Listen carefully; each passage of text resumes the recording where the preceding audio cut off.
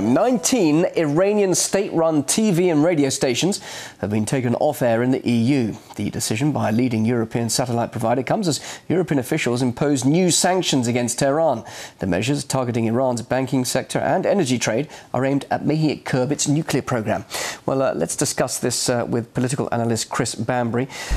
The fresh sanctions don't target the media, so why this ban on Iran's broadcasters and why now?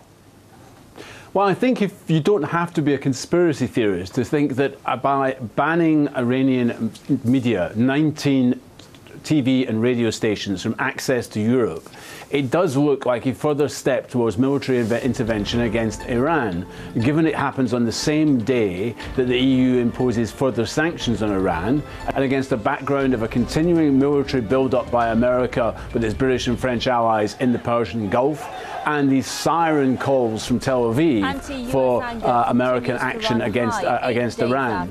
Therefore, it seems to me a further ramping up of this. And this was a decision taken not just by a private satellite company to withdraw access. It was taken, as the Iranians were told, by the European Council of Foreign Ministers, a very highest level, or perhaps by the European Commission.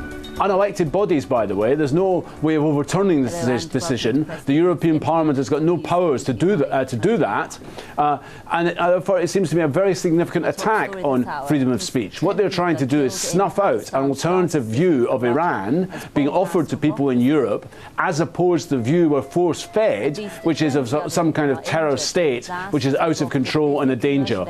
And of course, we're also going to be denied the fact that Iran is offering concessions and compromise in the whole nuclear issue, not quite as it's painted by the West. Well, that's what I want to ask you then. Why is that being ignored, Chris? They're offering concessions. They're actually saying we will be flexible now in these nuclear talks. You talk about the military build-up. We talk about these sanctions continuing. Why are those gestures being ignored then? Because I think the Americans have got regime change in Iran in their mind. I don't think they will take any military action this side of a presidential election, but I don't think we can underestimate the hatred the Americans have for the Islamic Republic of Iran as a consequence of the 1979 revolution, the overthrow of the Shah, one of their key ally in the Middle East, the seizure of the embassy, the CIA, his headquarters was in Tehran, and the hostage crisis was a humiliation for the Americans, and for which the Americans have never got revenge.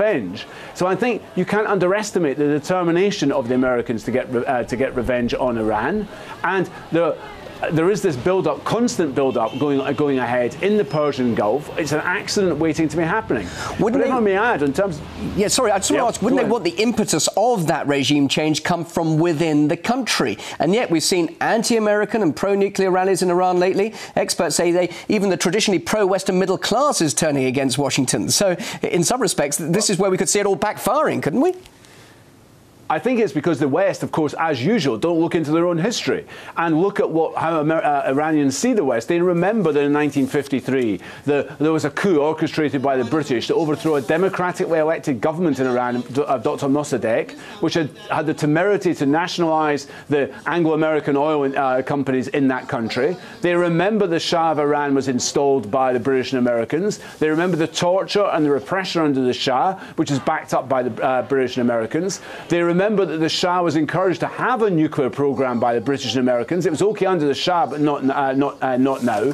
And actually, what it's become as a symbol for is essentially for Iranian nationalism, which is the Iranians do not like being told they cannot do something by essentially what are the former colonial powers. And therefore, it has become a touchstone for national pride, even among those who are not enthusiasts for the Ahmadinejad regime.